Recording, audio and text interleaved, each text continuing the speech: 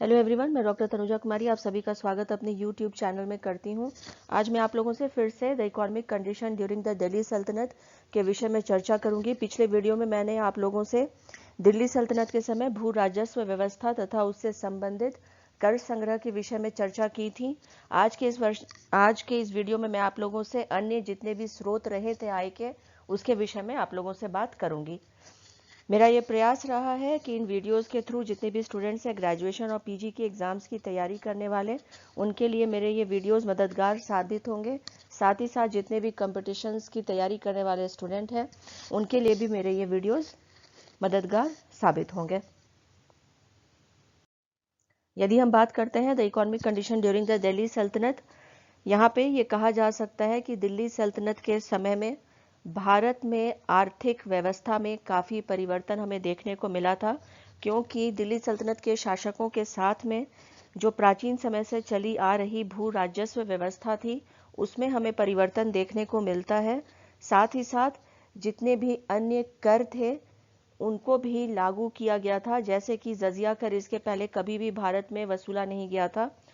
दिल्ली सल्तनत के शासकों के अधीन जजिया कर को जो है वो लोगों से लिया जाता था, और इसके विषय में और अन्य जितने भी कर थे दिल्ली सल्तनत के समय में और आय के जो स्रोत थे उसके विषय में मैं आगे आप लोगों से इस वीडियो में चर्चा करूंगी।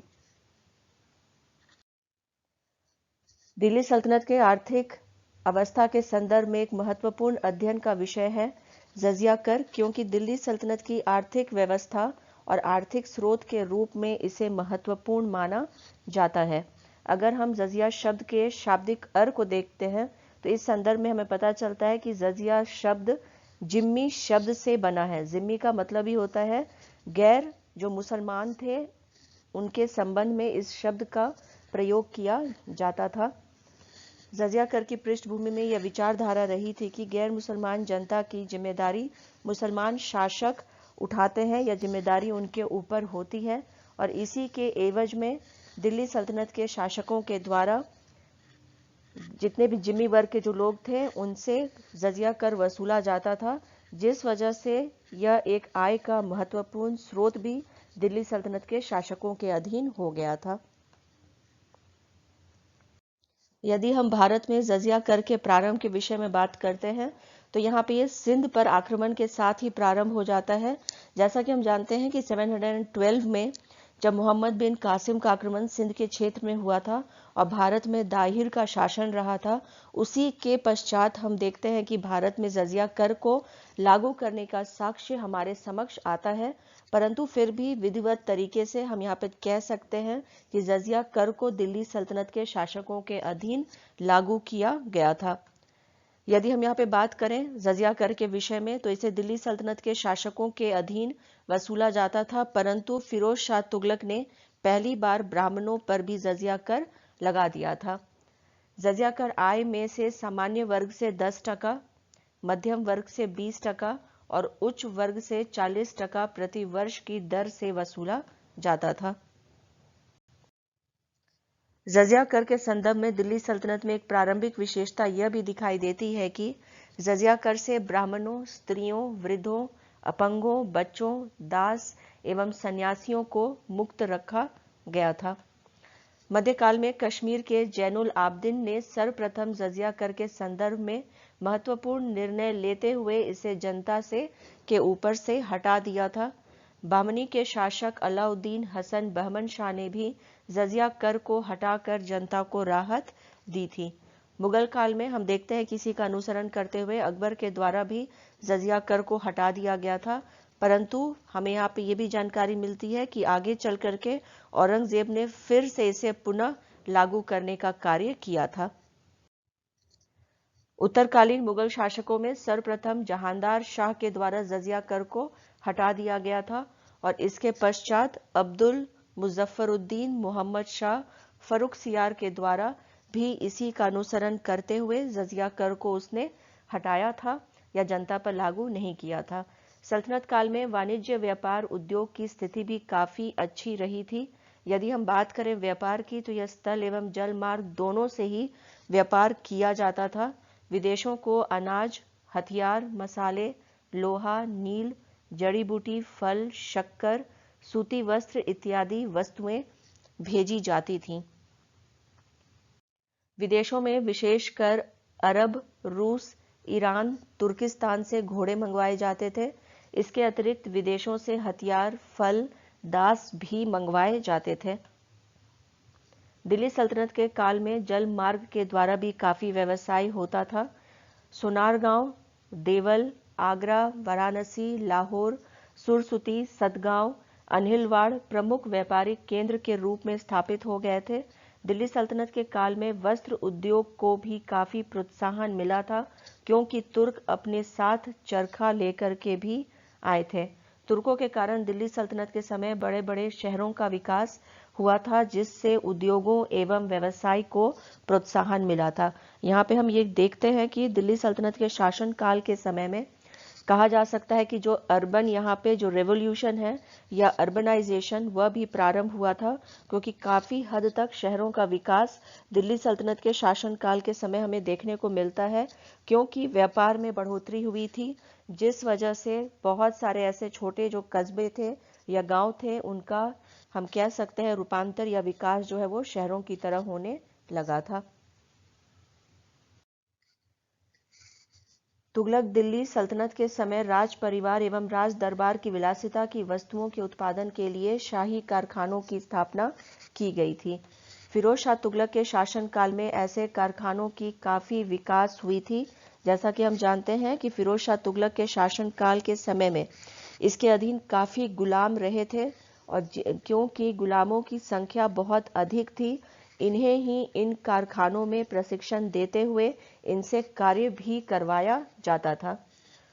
अगर हम बर्नी के वर्णन को देखें तो हमें यह जानकारी मिलती है कि बर्नी ने मशरूमशेरी, उत्तम, बुरद, शिरीन, खजकोल का उल्लेख किया है। दिल्ली सल्तनत के समय बंगाल और गुजरात मुख्य रूप से वस्त्र उद्योग के लिए प्रसिद्ध रहे थे।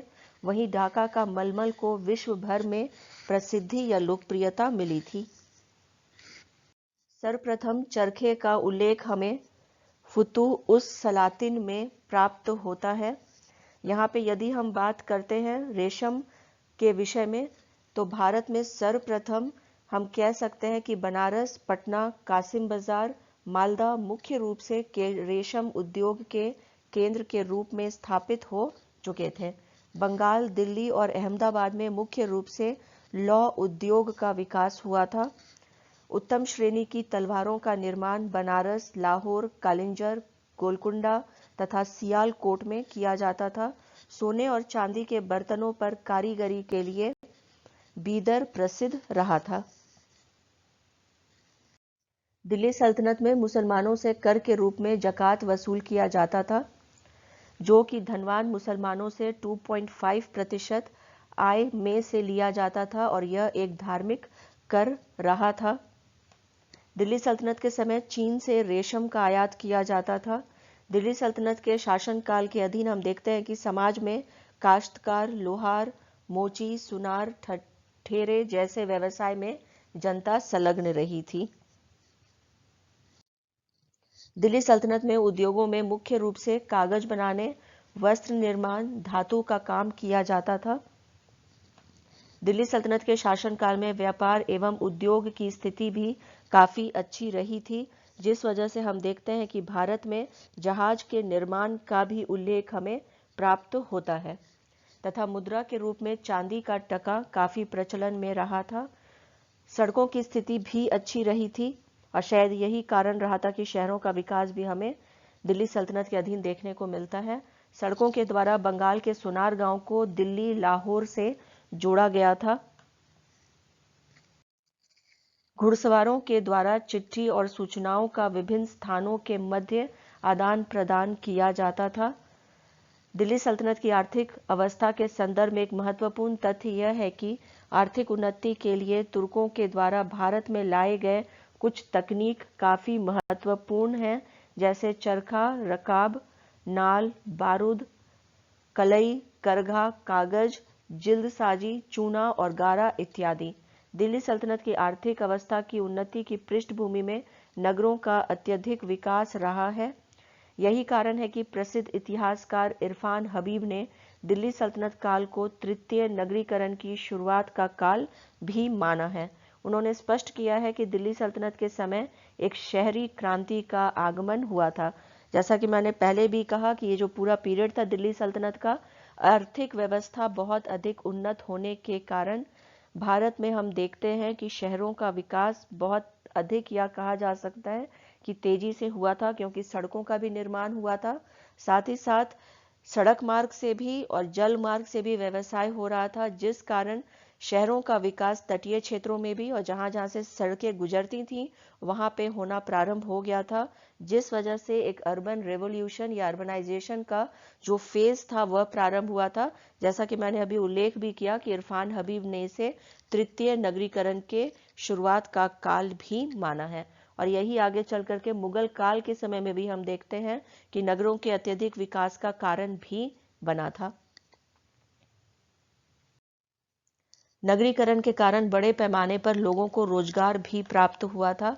बर्नी ने अपने वर्णन में लिखा है कि अलाउद्दीन खिलजी के शासनकाल के समय 70,000 कारीगर उसके अधीन काम कर रहे थे। इब्न बतूता ने दिल्ली को पूर्वी इस्लामी दुनिया का सबसे बड़ा शहर बताया है। यदि हम दिल्ली सल्तनत के समय प्रमुख नगरों की भौगोलिक स्थिति के संदर्भ में विचार करते हैं तो हम यह देखते हैं कि उत्तर पश्चिम में लाहौर और मुल्तान, पूरब में कड़ा और लखनौती, पश्चिम में अनिलवाड़, कैम्बे प्रमुख नगरों का विकास हुआ था। दिल्ली सल्तनत के समय हमें अनाज के व्यापारी के रूप में कारवां व्यापारियों का भी वर्णन प्राप्त होता है, और स्पेशली ये जो कारवां व्यापारियों का जो यहाँ पे उल्लेख किया गया है वह हम कह सकते हैं कि अलाउद्दीन खिलजी के शासनकाल के समय में ही हमें देखने को मिलता है, या यहीं से इनका प्रारंभ होता है। क्योंकि जैसा कि हम जानते हैं कि अलाउद्दीन खिलजी के शासनकाल में मार्केट कंट्रोल पॉलिसी जो है उसके द्वारा प्रारंभ किया गया था, और यहाँ पे उसी के द्वारा या अलाउद्दीन खिलजी के अधीन जितने भी नियुक्त अधिकारी होते थे उनका कार्य ही ये होता था कि जो जितने भी कारवां होते थे या जो कारवां से जुड़े हुए व्यापारी होते थे उन पर नियंत्रण भी रखते थे। और यहाँ पे स्पेशली ये जुड़े हुए होते थे अनाज के व्यापार के साथ में, जिसने कि उस समय भारत में अनाज के व्यापार को बढ़ावा देने का भी कार्य किया था। मुल्तानी व्यापारी जो सुदूर क्षेत्रों से व्यापार करते थे उनका भी वर्णन हमें प्राप्त होता है। बर्नी ने सल्तनत काल में दलालों के महत्व को भी स्पष्ट किया है।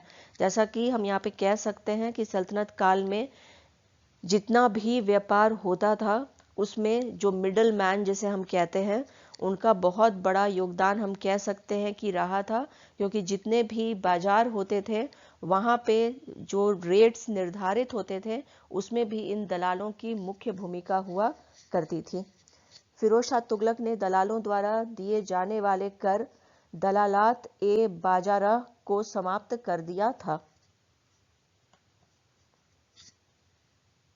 तो यहाँ पे ये कहा जा सकता है कि यदि दिल्ली सल्तनत के शासकों के शासनकाल के विषय में हम बात करते हैं तो यह आर्थिक उन्नति का काल रहा था। विशेषता यहाँ पे यदि हम कह सकते हैं कि कुतुबुद्दीन ऐबक के शासनकाल में या इल्तुतमिश के शासनकाल में हमें बहुत अधिक परिवर्तन कहा जा सकता है कि आर्थिक क्षेत्र में देखने को नहीं मिलता है, क्योंकि ये दोनों ही शासक जो रहे थे जितने भी विद्रोह थे बाहरी हो या अंदरूनी उन्हें ही हम कह सकते हैं कि सुलझाने में लगे हुए थे। परंतु आगे चल करके जैसे जैसे दिल्ली सल्तनत में खिलजी राजवंश का उदय हुआ और तुगलक वंश का, इस समय हमें देखने को मिलता है क्योंकि साम्राज्य को शांतिपूर्वक स्थापित किया जा चुका था। स्पेशली अलाउद्दीन खिलजी के समय तक में साम्राज्य विस्तार भी बहुत अधिक हो चुका था।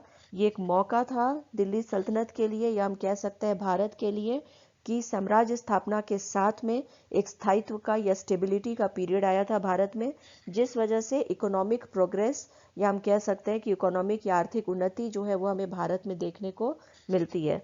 दो शासकों का स्पेशली यहाँ पे यदि हम उल्लेख करते हैं कि जिनका योगदान बहुत अधिक रहा था भारत में आर्थिक व्यवस्था को सुदृढ़ बनाने में, तो पहला उनमें नाम आएगा अलाउद्दीन खिलजी का और दूसरा फिरोज शाह तुगलक का, क्योंकि इनके द्वारा बहुत हद तक बाजारों में सामान का निर्धारण करना कि कहाँ से कौन सा सामान जाएगा, स्पेशली अलाउद्दीन खिलजी के शासनकाल में। फिरोज शाह तुगलक के शासनकाल में बहुत अधिक सिंचाई व्यवस्था पे और कृषि पे तथा कृषकों की दशा पर बहुत अधिक ध्यान दिया गया था। बहुत सारे बाग बगीचे भी लगवाए गए थे, बहुत सारे कुओं को भी खुदवाया गया था, जिसके वजह से कृषि में हमें बहुत अधिक प्रगति देखने को मिलती है। कुल मिला के यहाँ पे ये कहा जा सकता है कि कृषि पर ध्यान देने के साथ में और बाजार नियंत्रण पॉलिसी जो लाया गया था अलाउद्दीन खिलजी के द्वारा, ये भारत में आर्थिक स्टेबिलिटी को लाने का या उन्नति को लाने का कार्य भी किया था। इसी के साथ अपने इस चर्चा को दिल्ली सल्तनत के इकोनॉमिक कंडीशन के विषय में यहीं पे समाप्त करती हूँ या इसे विराम देती हूँ। यदि आप लोगों को मेरे ये वीडियोस जो 2 पार्ट में है the economic condition during the Delhi सल्तनत पसंद आया हो तो प्लीज़ इसे लाइक करें, शेयर करें और सब्सक्राइब करें। Thank you.